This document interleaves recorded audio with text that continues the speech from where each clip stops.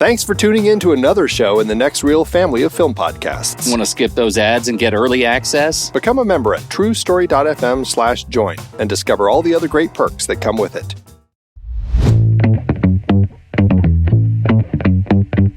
Welcome to Movies We Like, part of the True Story FM Entertainment Podcast Network. I'm Andy Nelson, and that over there is Pete Wright. It is confirmed, Pete Wright. On today's episode, we have invited production designer Andrew McAlpine to talk about The Power of the Dog, a movie he likes.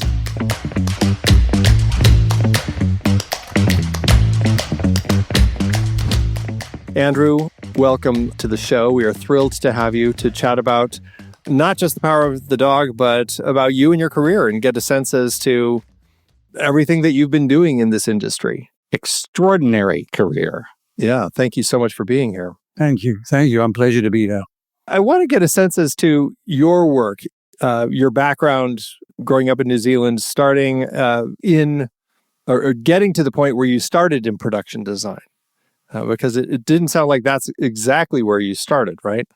No, I started originally, I wanted to be a surgeon. I wanted to be in the medical world. Then I discovered my tribe, soul tribe, wasn't amongst those students. So I went to a place called art school, which I didn't know anything about it, but I'd always drawn and painted, and I'd won a big scholarship a couple of years before to go to Japan and live in Japan for a few months, blah, blah, blah. So all of a sudden I had to do a vault and find myself. That led to 4 years then, in which case I found my tribe and I loved it.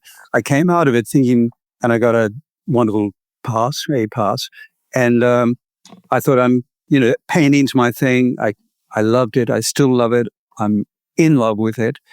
But I couldn't foresee myself wanting to be a lone artist working in a studio, producing paintings in the readiness to put them on walls where people might want to come. I wanted to have more of a community experience. I didn't know this. I left art school and spent a year doing wonderful paintings. But in doing so, I discovered that artistry is a lonely thing unless you find somewhere that you can share it. That led me quickly into an area that I didn't know anything about, but I did actually. I had done 2 or 3 shows on my own volition to do with theater. It led me to going to theater, and I happened to be able to work with a young director who was doing shows straight out of New York or straight out of London, and I fell in love with that. I found my tribe there, my second tribe. That led me to doing a postgraduate in England. Meanwhile, I was working in holography, early days of holography.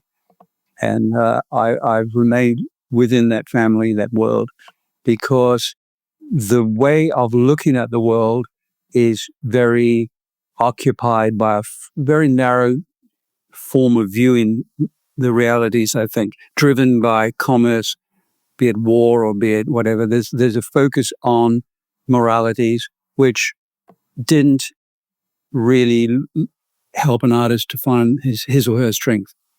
So I did that, and I founded a theatre company in London, which took up the next 7 years. We work directly with communities. Community is a big part of my soul thinking. It is somewhere that it goes right into my movies.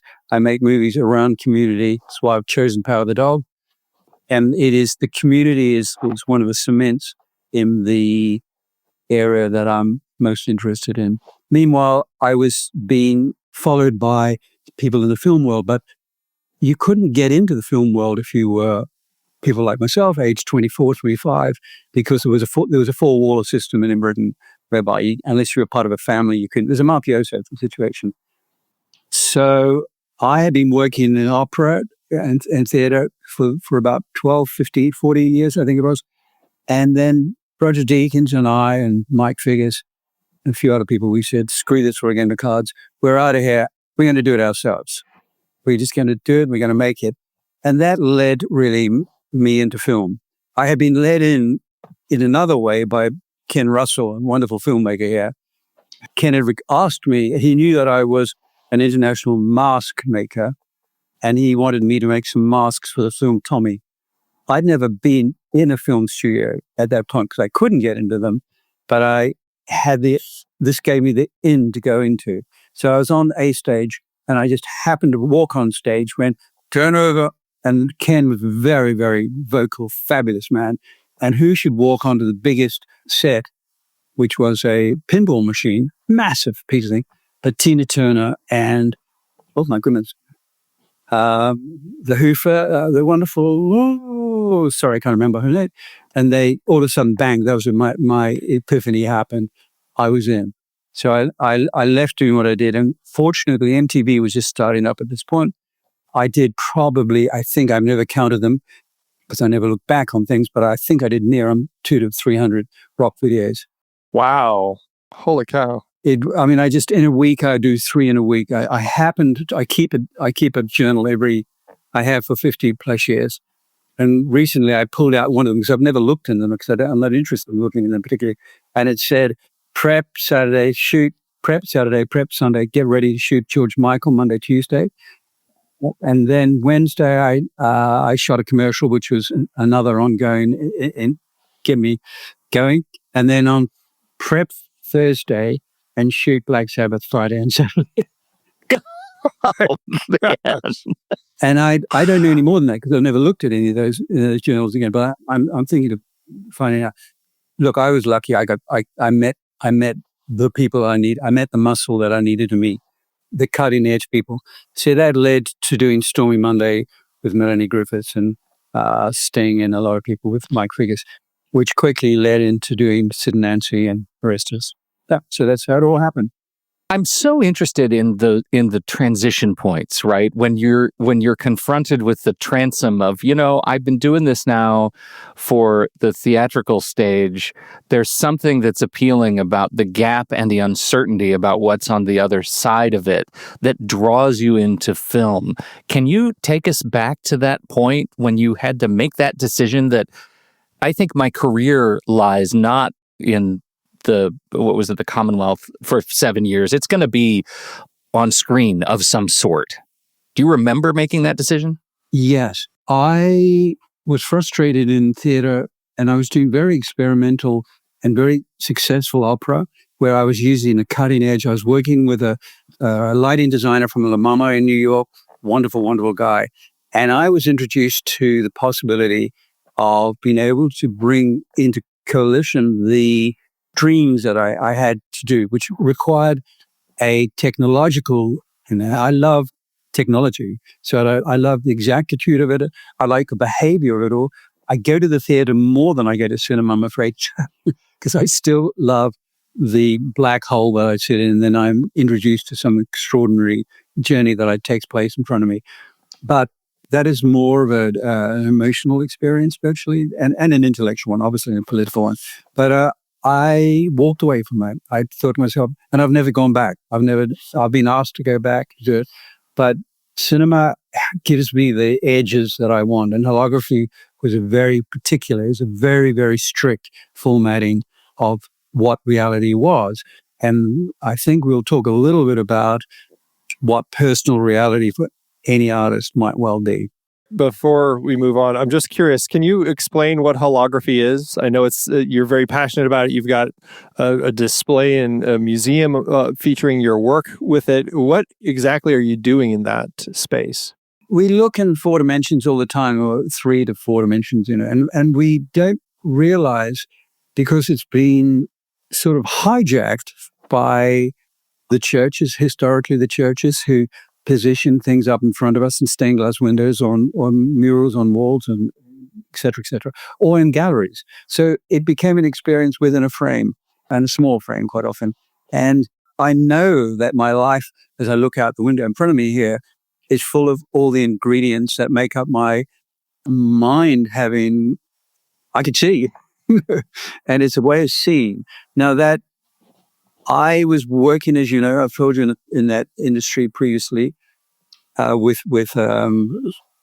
very, very good cinematography, Deacon's being one of them. I mean, he and I, we did a lot of together. Holography still was in its infancy.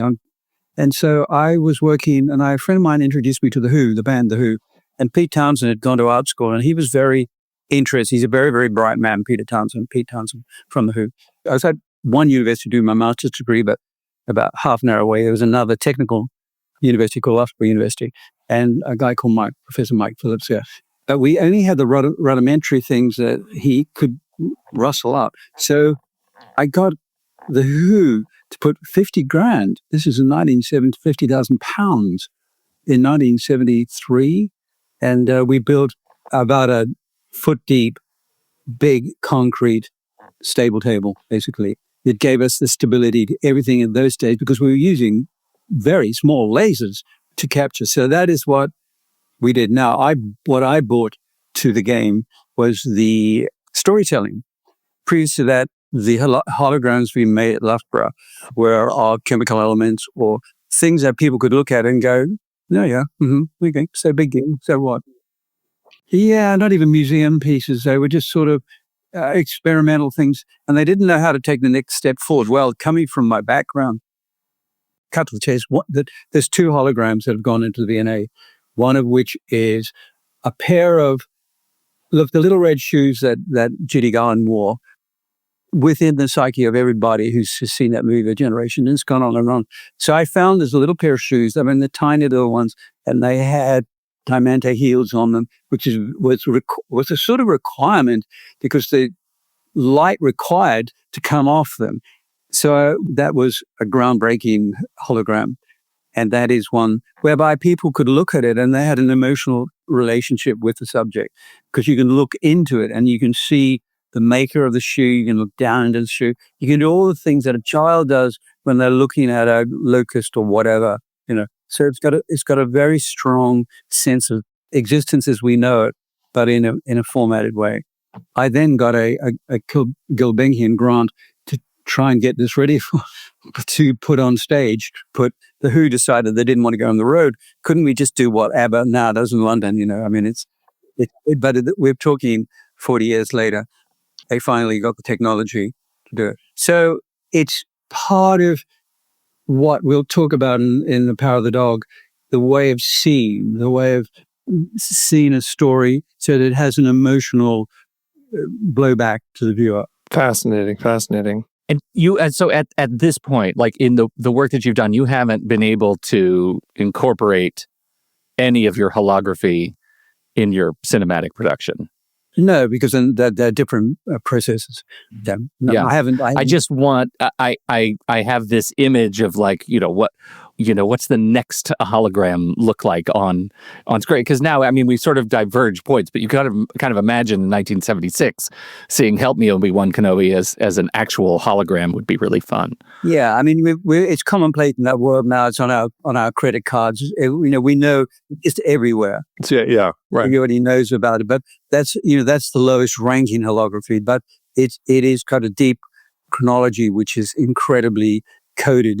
It's got a long, deep history, which we're only just starting out on it.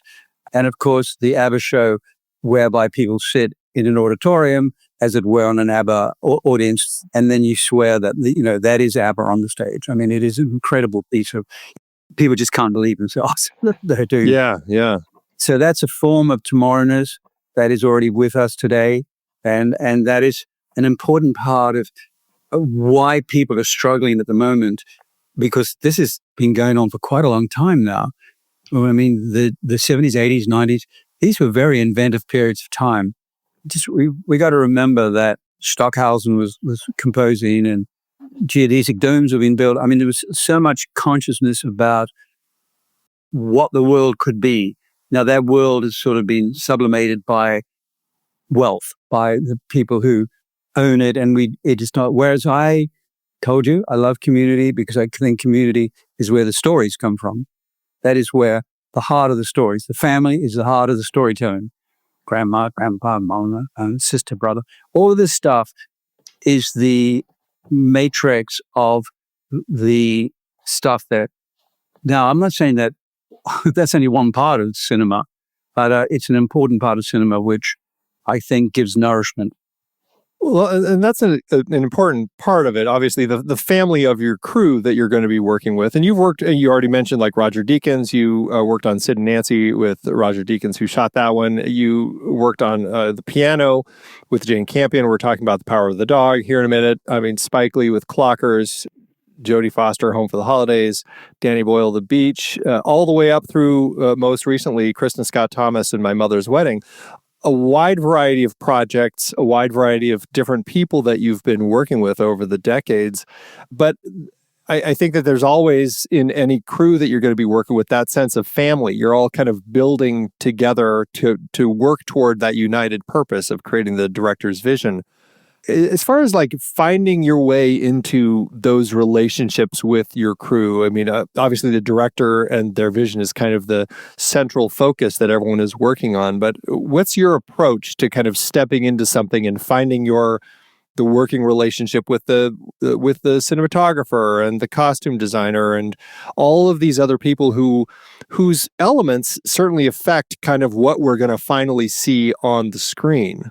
That crew, the choice of crew, is extremely important to me. I take crew with me from one to the next, but they're not always available. So I love working with young people. I've always liked working with young people. They bring with them, particularly in the last 15 years, a technological confidence, which is extremely important because it's time saving for me, but also it gets quickly to a visionary point where the director can start looking at what my imaging is from normally previously done mood boards and you can look at it. But when you really want to do visionary stuff, I mean, what you want to do is quickly get it on the table for the director and the producers to look at to see truly what maybe is going on. And that's when the sauce starts to go into the saucepan to stir it up and make it. Now that means that I need to get crews with me.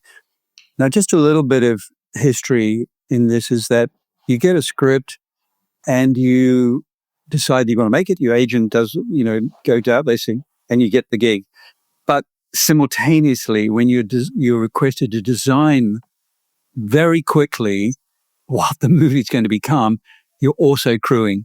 It is completely ridiculously difficult because you want to get those who are the best in the industry come with you to quickly get to the point that what you personally are trying to drive through all the time, and you will be driving that point through, so they understand where you are coming from, and that can be the musical composer, it can be certainly the costume designer, and of course the cinematographer, and the prop master, and all the other people, the set decorator.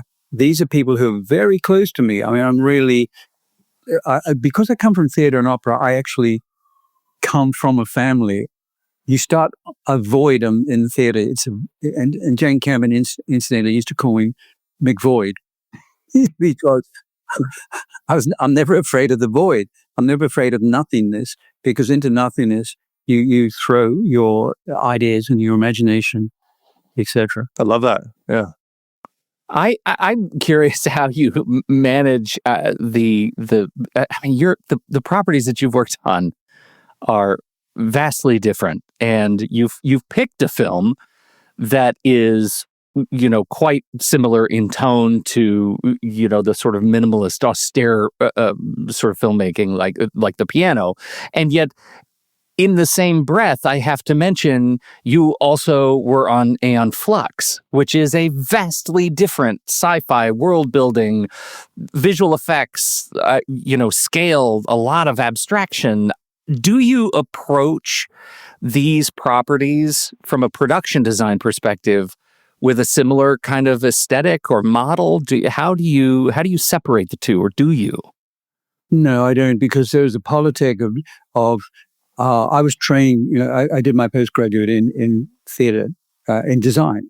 And incidentally, I'm married to a production designer, which is a woman called Jem Jackson, whom I'm sure you've heard of. She designed Game of Thrones and blah, blah, blah. And we never read each other's scripts. We hardly ever talk about what the other person's doing because it doesn't matter getting in the way, but we share an approach, which is really to do with the family.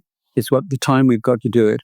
And to be sure that it's a nourishment. It's a nourishment from working together with people. And that, let's talk about Aeon Flux. That it had a controversial birth because Paramount was in yet another point of its own history being sold, and they didn't quite know what to do. Charlize didn't come onto it. She got Oscar that year, and they snapped her within 12 hours of that Oscar. So all of a sudden, it was all a go, go, go.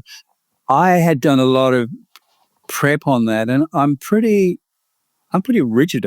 Not rigid, but I don't understand, and I'll never understand why the future seems to be always out there in a cold steel world.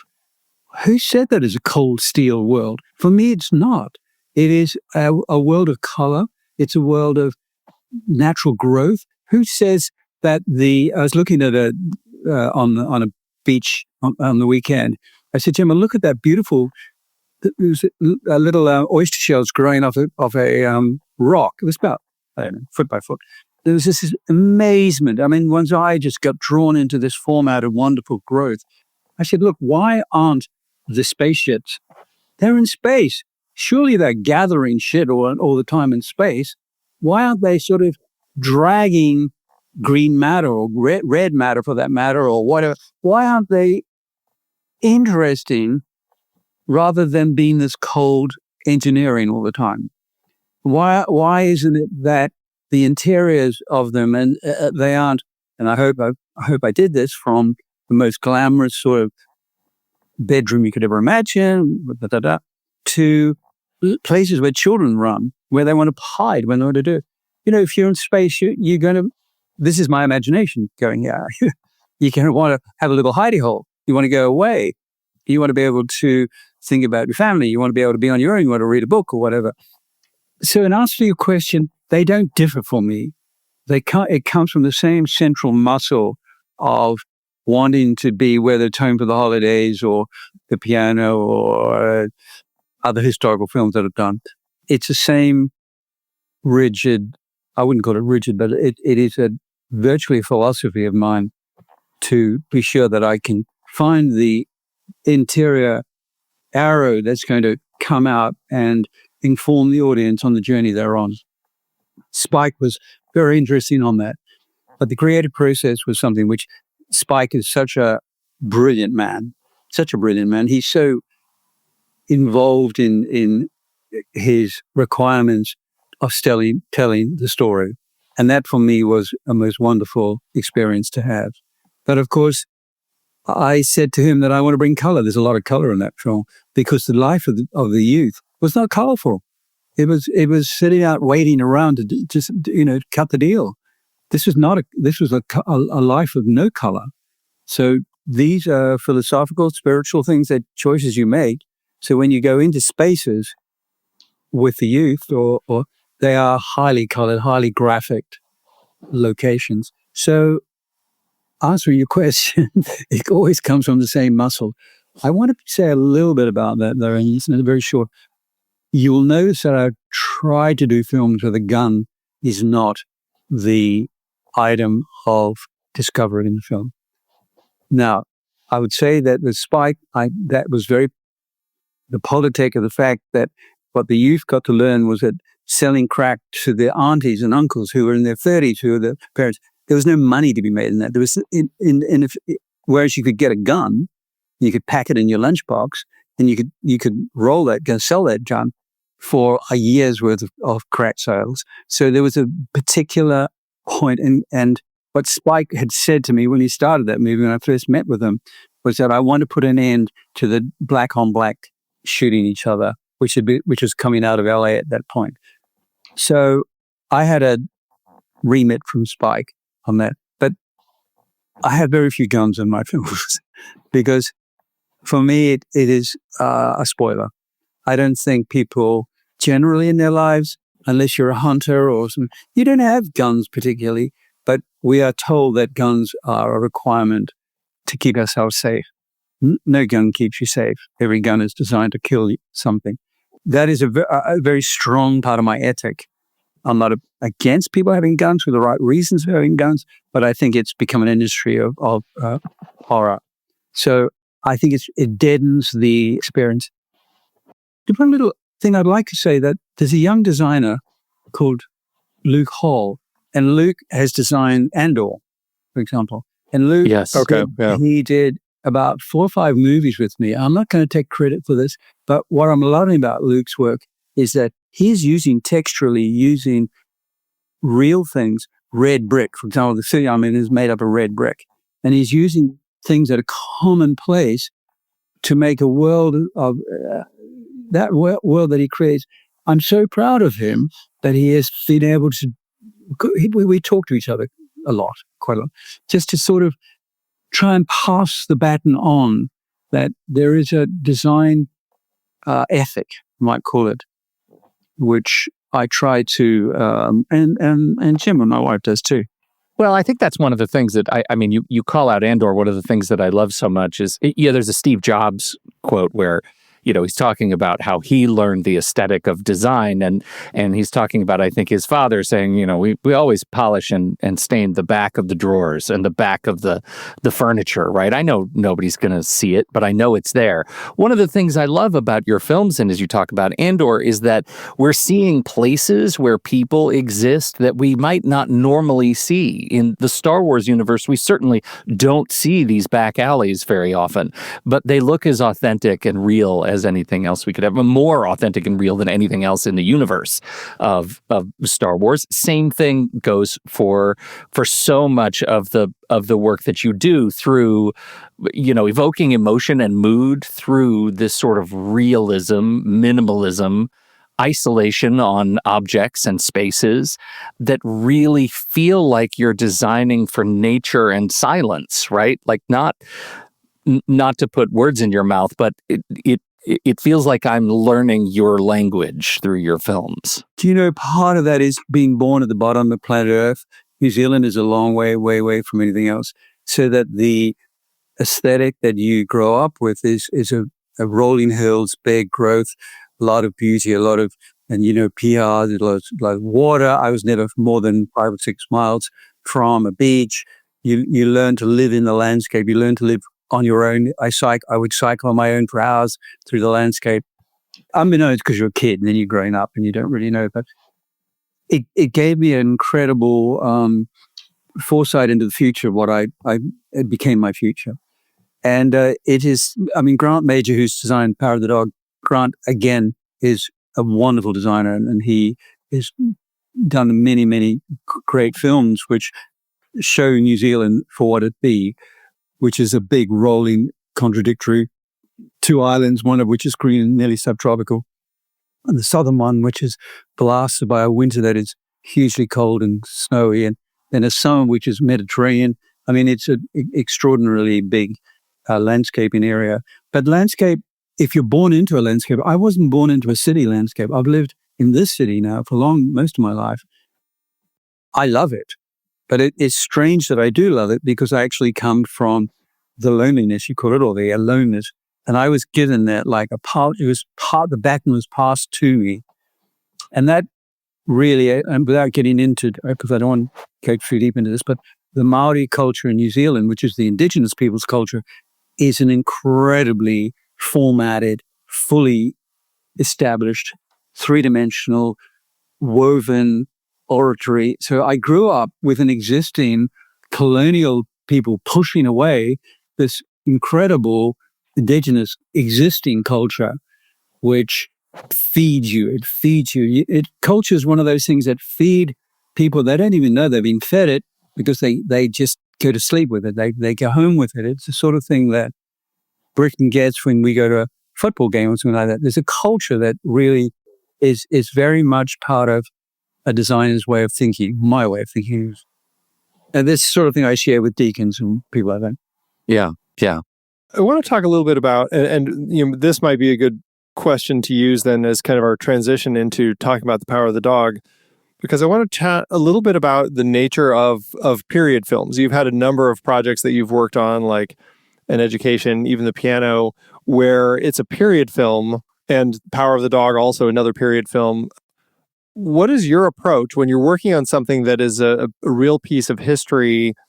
You're designing it, though. You're not necessarily just trying to fully capture. Obviously, you're finding elements that fit that particular period, but you're still also designing it. What is your approach to kind of crafting, I guess, your own version of that particular period of time? It's very particular to myself in that I don't have the arrogance to believe that I could recreate documentary style. I'm not making documents. I'm making entertainment. So I, like a magpie or something, I choose that which is central from the period to the storytelling. But for me, it's a clever mixture with my crew of being able to find elements which are quietly complementary to the storytelling, but it's not about period. It's not necessarily like excruciatingly period. I don't particularly, there's a number of films I can tell you that I can't look at because they are trying to they can't bridge in their mind between what is a documentary and what actually should be going on on train.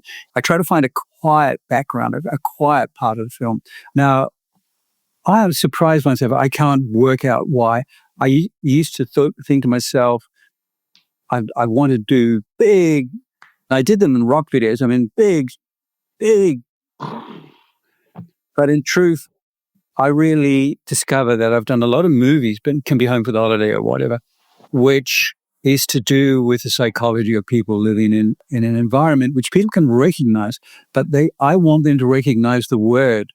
I'm interested in them hearing the word so that they get taken in by the story, not by what I'm doing, even though the music and Andrew's work and that we all combine together to create a meal, a visual meal.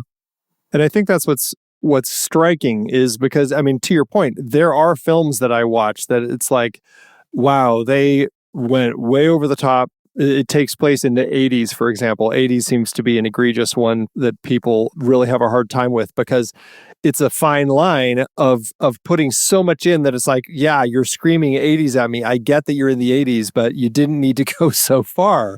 And I think that's the line you're talking about, right? Where you're trying to find just enough in a quiet way to represent what's there. Look, I was in the 80s. The 80s was actually a doldrum period, a strange way. 60s, 70s. The 80s was a pretty dull period in some ways, except I had a great time.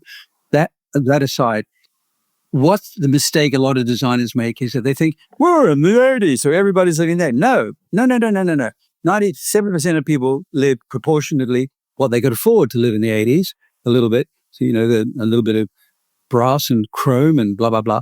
But in fact, if you looked at their apartments or their home life or whatever, it was made up of furniture from the 50s or 60s, even though maybe an older piece of furniture from grandma or something like that. It is not one, it's a licorice of all sorts. Okay. So that's what I researched doing, to be sure that one is quietly able to go into the room or the church or whatever you're doing and be assured by the fact that everything, for example, in my mother's wedding, there is a family home. And everybody, they all grew up in family home. All these women, Scarlett Johansson and Sienna Miller, blah, blah, blah. They grew up in this home. So their lives have been in this home. So there's some sort of shadowing of their lives in the architecture, the choice of colors and blah, blah, blah. But the mother has lived alone in that place for quite a long time. And she's an artist in her own right. She's a designer. So there's a form of quiet at-home growth that's taken place. At the same time, it's growing on the background of what they grew up with, and they come home to. And a lot of people come home. I think in America, it's on average, people seem to move in their lifetime, maybe 4 or 5 times, and from one home to another time, they pack it up in the U-Haul and go off and live somewhere else in a different environment. So there is that sort of mix and match sort of quality, which I truly know to be the average case history of the environment which people live within. And for a lot of these movies make a mistake of buying everything. It was like, everybody had to have plastic chairs. No. Right. Yeah. Right. It doesn't work that way. Exactly. Well, not quite. I mean, it does. Yeah. It does if you're in, maybe, for example, if you're in a sound studio where the equipment has to be of the right period. And that is, Sure. It changed throughout history. The chairs that they had, the mixers would be sitting in chairs for weeks on end, So what sort of chair did they have? Did they have a cushion in the chair? Did they have, this sort of, so you get a history. You don't just put a chair in there. You think about it. Right. It's so interesting to hear you think, and I'm just sitting here mulling over the 80s. My experience of the 80s as a kid born in the very early 70s, my 80s experience was made up looking very much more like the 70s than I think about. Certainly than I see represented in 80s films, which are vomiting pastel and multiple layers of popped collars and things. But everything, my parents were still very proud of the first furniture that they bought in the 70s and the browns and the olives and the rust tones and stripes and things. And I realized we didn't really shake that until the 90s. It took a long time. It takes 20 years to get through major style changes in some places. That's really fascinating. Well, Bed Bath & Beyond, I mean, all these new shops started opening where you could go and get an array of towels, purple towels, grey towels, whatever, which weren't in that color range that you speak about there. So you could actually add to your environment that which commerce all of a sudden. I mean, I was living in LA throughout that period. So, you could go down the road and you could get amazing, or you could go to farmer's market. When I first got there, you could only buy dyed carnations from Mexico. I mean, the Joe Blow could not get. All of a sudden, farmers markets came down the end of your road. You could get you could get all sorts of things. You could get fresh vegetables. So the eating habits, all that changed. And into that came the requirement of what would be sort of background from the 60s, which was pottery and stuff like that, which you could add into the mix. I want to say to you that a lot of designers, they forget the politics of the time. We're living through an extraordinary period at the moment, absolutely extraordinary volcanic period where people don't know how to spend their money because they don't know quite even where they're going to be even. They don't know. There's a lot of not knowing at the moment. And I've lived a long life and I haven't been in this such strange area other than when the Vietnam War was on. That was a hugely big sort of drain on everything, which brought about a lot of Black culture, a lot of consciousness. I don't want to go too much on this, but it is an important part of my thinking. But you ask me that I must understand the sociology of what is in the script. It's not necessarily written in the script, but what is the thinking? And that's where Campion is. She puts her finger right on that button. She doesn't necessarily make films that are about the period. It is really to do with the way that we all generally live through it. I mean, and at the moment, it's surreal. Trump is in town here, and it is this sort of circus of him in a gold carriage. I mean, this is crazy. Princes. I mean, it's madness. See, the requirement of the narcissist to be seen within sort of splendor of a countries who you rightfully got rid of. It is a strange piece of that you have to say. Yesterday, the hundreds of thousands and thousands of people who were marching, the graphics on the signage that they had was fantastic. I mean, they're homemade. I mean, I have an art director friend who came into the industry. I found her because she would make signage she's a very proactive woman within the women fight, for rights.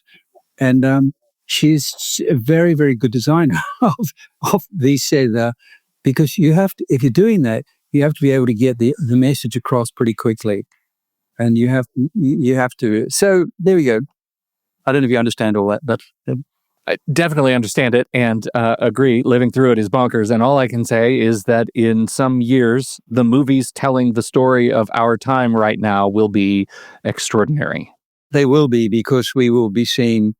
I mean, there's extraordinary people in your history and our history. We went through recently in the last 10 years, we went through 3 or 4 different prime ministers. I mean, it was just like crazy.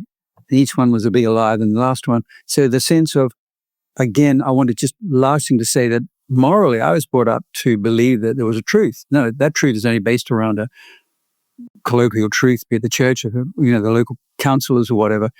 It's not a truth. I mean, it's just a behavioral thing of learning about it.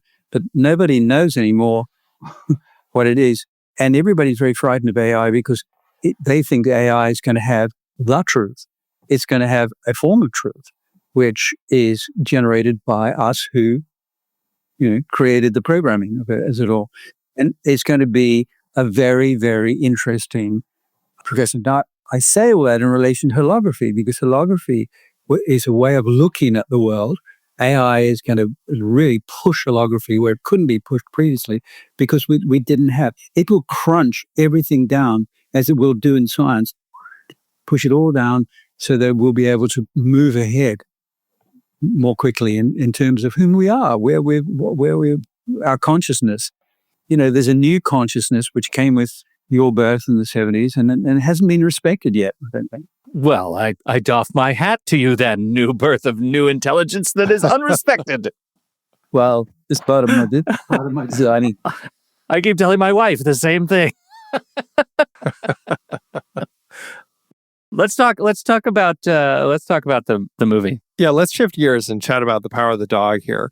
And this, I think, might be the first time that we've actually had a guest on the show who didn't work on the film, but has worked with the director of the film before. And so I think that's an interesting perspective that you're bringing, knowing Jane Campion, knowing how she works, having seen that when you worked on the piano with her, and now coming to this film that is another period film and definitely a strong character drama with a lot of interesting choices, beautiful setting, and a thread of darkness kind of going through it. It's a fascinating film to look at, and I'd love to at first just kind of get a sense as to what drew you to this as the film that you wanted to discuss today. Power of the Dog is a bookend to the piano, in the sense that it really is a study of men alone in society. It's the loneliness of a male who's got a secret and trying to be normal, but in doing so, it's got a lot of anger. And this is an area that she psychologically understands a huge amount about. It's amazing how much she is able to exhibit and show. It's a hard area to get into, but she does do that, so that she puts her finger right on that pulse. And, there's not a lot of people who have been able to do that. And Brokeback Mountain being another one that sort of looked into that area. In it, another. Now that, as we're three blokes talking to each other, this area is uncomfortable for a lot of people to look at, because it's not necessarily a lot of fun. And some people might think Power of the Dog's not a lot of fun to look at. And people know that it's because of the magnificence of the choices made of the locations, of the building of the sets and the beasts. So there's a lot of wilderness that is part of the psyche of Phil, who's the man alone and educated, wondering why, and we're wondering why. What is driving this guy to be so aggressively disturbing? So we're immediately thrown into what Jane does out of interest when on the piano, the taking the finger off. That took place on the second day of filming. It wasn't consecutive. And none of us particularly knew that. And Jane, being Jane, said, "Okay, let's get rid of the funky finger, because everybody's wondering how we're going to do the finger. So let's turn over." And we were, she knew the environment, what I'd built. He said that whole thing is, most of the film was shot in a studio, but all the exteriors were an effects stage. All those trees, all those burnt out dead trees, had spinner heads on the top, which could give us instant rain, but mud and all the rest of it. So we put the whole thing into action, rain coming down, all the rest of it. And so she likes to get you into the game immediately as filmmakers in her those around her. So the finger came off. We were all in a state of huge shock, but we saw the deities and we saw the beautiful choice that Janet Patterson had made in the fabrics of the silk grosgrain skirt, which comes up like that and envelops her. And that is absolutely heartbreaking. And it's the sort of thing we see in warfare. We see it in Gaza. We see people sinking into the morass of shock. We were all in shock. We were all in shock. She was right. Get it on. Get done with it. So she again, in Out of the Dog, she throws us into the livestock, these powerful animals being driven through the countryside, big landscapes. She tells us exactly. She just gets rid of. She tells us this is where we are. This is where the film's going to be. So get used to it because it's one big hell of a country. It's very beautiful, but it's got a reason why it's called Out of the Dog. And we'll come to that. So we're immediately given the visual and the intellectual and the emotional landscaping into which we get thrown. And again, it's a man alone in that area. Well, and that's I find that to be just as for comparison's sake, looking at Phil and how isolated and alone he is in this film, right? Which has driven him to this place where he has this very deep internal anger that he's kind of pushing out onto the world. And then you look at like Sam Neill in The Piano, and you get it's a different sense with him, but there is still this sense of this isolated man who brings this woman and daughter to live with him, to marry down in a very isolated, lonely country. And so there is a similar sense of a searching for something. And Phil's is obviously very different, as we find out with Bronco Henry. But I find that to be an interesting comparison of that kind of lonely man trapped in this kind of isolated environment in both of the films. You're very correct, Andy, because that is me. It's all the men in New Zealand. We are brought up in a very isolated part of planet Earth. We're expected to be as chic and smart and clever as anybody in New York or London.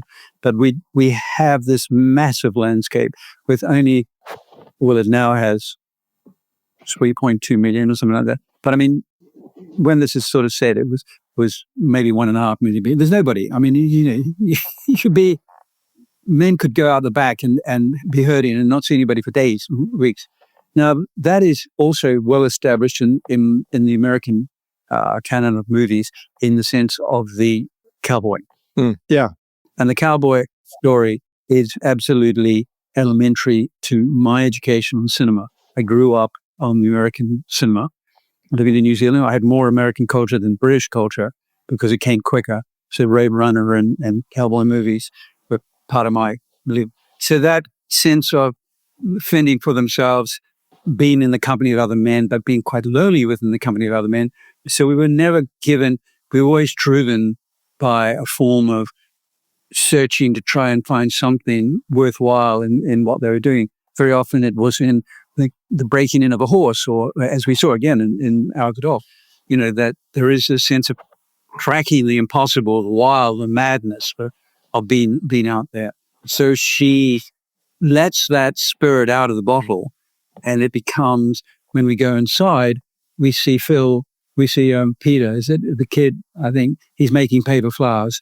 Now that couldn't be more different. I mean, you cut from the wildness of the stockyards outside, cut into this delicate, beautifully shot scene of the tweezers going down and the cut paper that he's thought about making these, only for it to be burnt. Only for it to be, he's emasculated by this flame that Phil is able to do. And in doing so, he frightens the rest of those at the table. All the men, they're just men, his stockmen who work with him. He without appalling them, but this is a sort of dictator quality that he's able to kill beauty.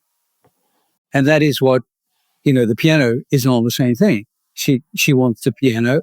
I mean, and Sam doesn't, I don't have a piano. I mean, okay, you can play the piano. And then he will, for greed, he will agree to the piano being sold to the Harvey Keitel character. So the beauty goes out the door. She has to go to the beauty to be part of that beauty. And Jane balances her beautiful femininity, her strength of womanhood, in not being afraid to tell the other side of the story, which is incredibly important because the Kirsten Dunst character is a widow. she is considered available property for any man, as it were, because hasn't got a partner, but she's got a son who is very bright. And we know he's very bright because we can tell that he has that quality that he's like a clown in the theater, I mean, they are, what are they doing? What role do these people have to play in life? Well, they are the outsider looking at the big picture. I think that's what's fascinating about the relationships of these characters is, and I was bringing up the relationship of or the sense of Phil as a comparison to Sam Neill's character, but you could really say George, Jesse Plemons' character, might be more of that because it might be a little closer in comparison because he is kind of the lonely man also, just like his brother, who ends up marrying Rose because he's looking for something a little more in his life, and he brings Peter along, and the relationship between the four characters as we kind of explore the story is such that Rose feels kind of trapped and stuck and constantly threatened by Phil, and so she turns to alcohol. Phil, we know he's harboring his homosexual draw to his love for Bronco Henry, and he has his little secret spot, but he just rages at everyone else the rest of the time. George is afraid to try anything. Like Rose clearly wants to like dance and all this stuff. And he's just like, I can't do any of this. I want you to be playing the piano. I want you to be doing all this beautiful stuff. Bring beauty into my life because I'm not good enough for any of that. And then Peter is the one who is like, he is so smart and he tunes into everything. And the way that he takes the threats and everything, but finds ways to kind of turn that into his favor, I think is such an incredible and surprising element of the story that you just don't see on first watch. And then as you realize what's happening, it just kind of blindsides you and you're just like, wow. I mean, we know that he's smart. He's studying to be a doctor and everything. We know that he's drawn to science and all of this stuff, but also to the art. But it's the ability to also read the people that I don't think I necessarily attributed with him immediately. And so you have such four interesting characters bringing so much to the story and kind of crafting this tale for us as we're watching them bounce off each other. Again, in the piano, you have the child, the little girl, who asks the questions. She's without boundary. She asks the obvious questions. You've got a woman who's a selective mute, who is rather like a brother, who he's just every man. I mean, he's seen, he's heard, but he isn't. He just comes in and he knows the world he can row his own boat, knows all about that stuff, and he knows that he needs the warmth of Rose. He knows that he's happy to be within the intelligence of Phil, and he knows he's got this other thing called a brother. Now, I have three brothers. And brothers, I don't know if you have brothers, the two of you, but the brotherly love is a very particular blood love, which is a very refined, but sometimes quite troublesome in the sense that you think you should know them better, but of course you don't know them that much better. In my case, I don't know them that much better. I know that I love them, they love me, but it kind of finishes that. We're all very, very, very different men. And this love that Phil can't respect between what his brother brings into the house and he wishes to live within the love of Rose and Phil, is that, again, the Holly's Hunter character, here's this selective mute who's rather like Phil. She has a skill. She's forensic and her knowledge of how to control men in so many ways. So she can lead Sam on, or the Sam character on, to the point that his fulfillment will never be possible because he comes with a catechism of expectation, which she's a free spirit. Phil is a free spirit. These people make their own choices because they can see that in the future, or that in front of them, there's choices to be made. I mean, that's why I have thought about this, but I'm able to talk to you about it a little bit because I know Sam and I actually saw it together, the movie in London when it premiered in London, and we were virtually catatonic after the film together because we were so astonished by the depth of the explosion. I mean, that's all to do with a side of the incredible look at the film, the choices made of the cinematographer and the costumes and the et cetera, and the music score, that haunting whistle that he has. Again, it's like the piano. It's all that same thing. And little history there. Jane, I'd introduced you to Michael Nyman, who's the composer on the piano. And Nyman is a concrete, I don't know if you know that term, but I mean, it's a form of music which was coming out of the 60s, 70s, and 80s. It's a form of abstraction within music. So anyway, they came together, choices made. And I was with Jane, this is 3 months before he even turned over. And then through the post came a tape. Jane put it on and she went ballistic. What the fuck? This is, I love this sort of modern, she wanted to have she wanted to have extraordinarily moving modern script, but she needed to have within that the tartans of Scotland.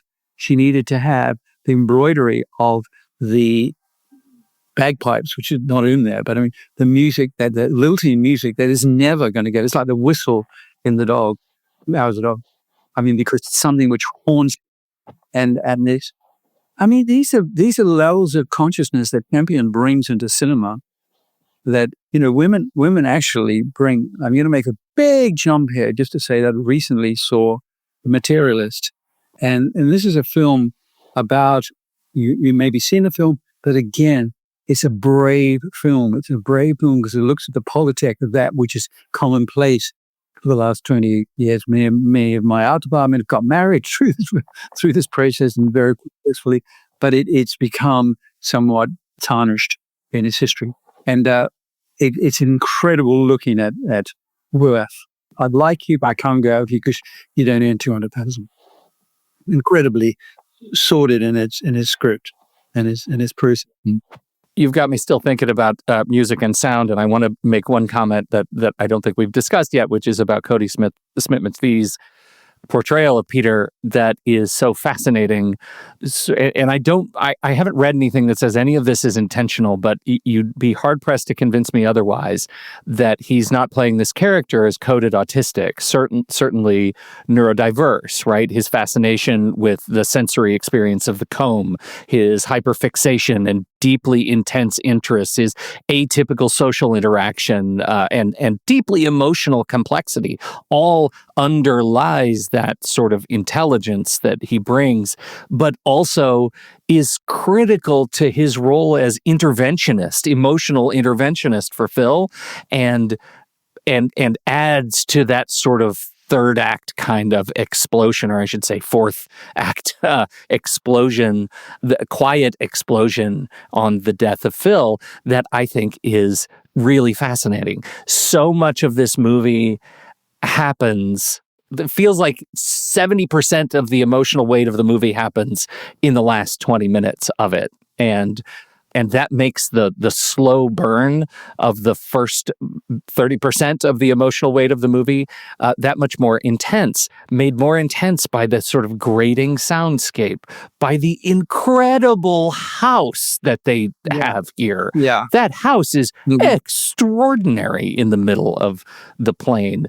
All of these things, I feel like I have more time in this film to study what is happening, that I don't have to worry so much, or that by the time I get to the end of the film, I'm really on tenterhooks, but I've had time to really live in this universe. It's an extraordinary experience. Not as brutal as I think a lot of people characterize Phil. On this watch, I find him deeply complicated and mean, a meanness that is so beautifully articulated through masking of vulnerability. Absolutely. And that is a character that is so flawed that we've seen it cloaked in earlier movies, maybe in the 50s or something like that.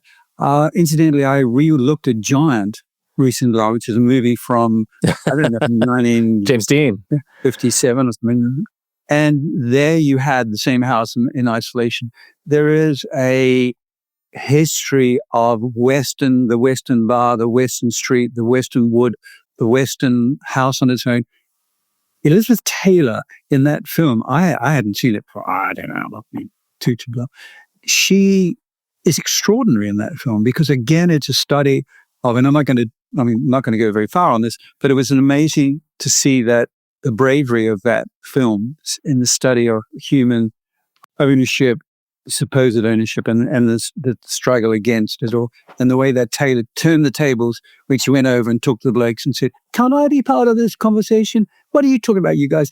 And then she turns, and the women on the other side of the big living room, drawing room, that they're over there knitting away, doing that sort of womanly things, and she just rips into them like Nina Simone, my friend.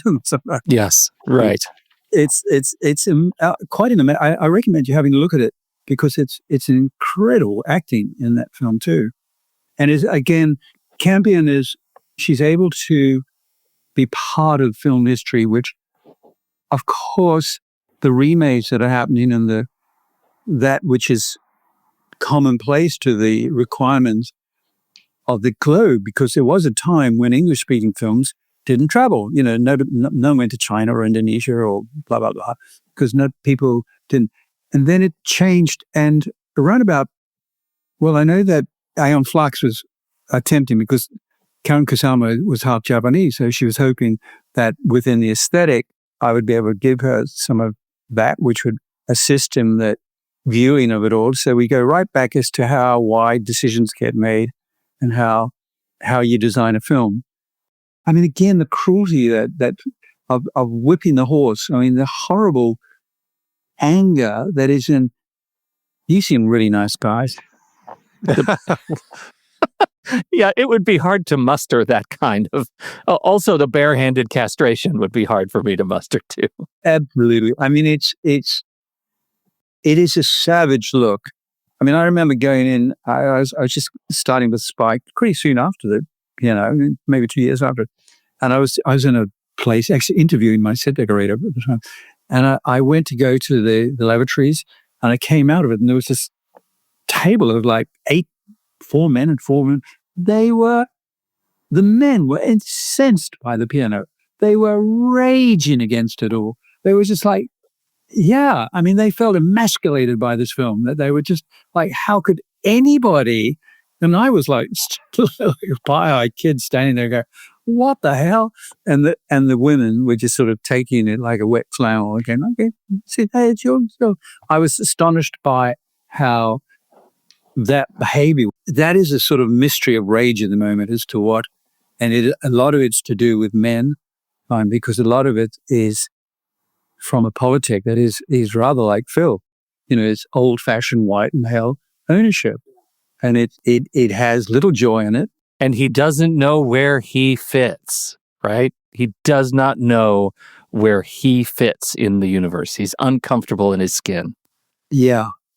Again, we see those top shots where he's up, she's playing the piano, and he's somewhere upstairs or somewhere in the belfry of the house of the work with his mandolin or something like this. I don't remember what it is. But he's banjo, yeah. Banjo, just pulling those strings, ding, ding, ding, and it is so, incidentally, the film was quite a melodrama too.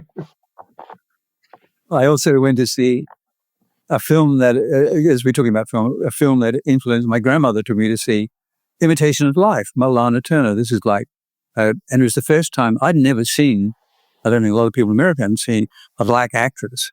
And it was a very, very interesting melodramatic film. It's all about a full-blown Dunkirk melodrama, but shot in a way that was extraordinarily attractive and drew you in to the sorrows of that particular story.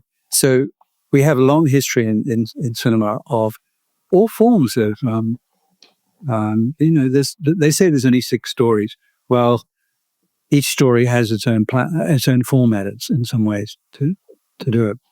And I've tried, and you're quite right, Pete, to say that people quite often say to me, Andrew, you've chosen so many different films. You just seem to go from one, not to say that one genre to the next, yeah. Yeah, and I say, well, I came from that, and I like innovation. I like being challenged.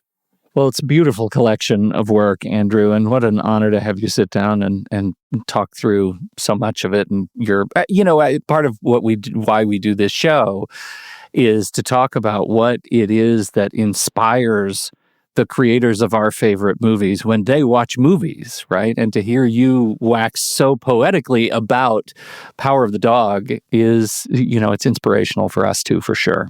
Thank you. I just love sharing this with you because the catechism of filmmaking is a big part, even of the economy, it's a part of us being as generous as we can be about sharing creativity. And it's affordable. It arose because people couldn't necessarily afford to go to the opera or this or that. It arose as public entertainment, and I always see it as public entertainment. I see people put their money down to be entertained in a way that's hopefully going to nourish their minds and souls. It delivers these amazing pieces of art and entertainment that we can all sit back and enjoy and find amazing things to discuss. So, Andrew, thank you so much for joining us here today to talk about this particular one of these amazing pieces of art. Before we go, Andrew, do you have anything you want to plug? Your website, any place people can look online to learn more about you and what you're up to, or your holography or anything? AndrewMcAlpine.net. Please go on, have a look at that. I've always had another thing going on. I mean, I do the movies, but I've always needed to have, it's part of my character. It's part of Peter McAlpine, I think. I mean, just something else going on. With happiness, if anybody wants to be in touch with me, I like talking to people. I do these. I've done 3 in the past, this year past. One in Greece, one in Portugal, and I just finished one in Manila, where I like a TED Talk thing that formatted to people within the industry over a period of 2 or 3 days. And we talk about what we're talking about now, particularly to young designers starting up and stuff like that. Oh, nice. And I do that, and they do it at the film school here. I go through their portfolios and we judge it over a period of over the course of the 3 year over their postgraduates. So, that's just part of the community. That's amazing. That's great. And giving back, and it's an important part of everything. So, yeah. But we'll make sure all the links are in the show notes. Again, Andrew, thank you so much for joining us. For everyone else out there, we hope you enjoy the show, and we certainly hope you like the movie like we do here on Movies We Like.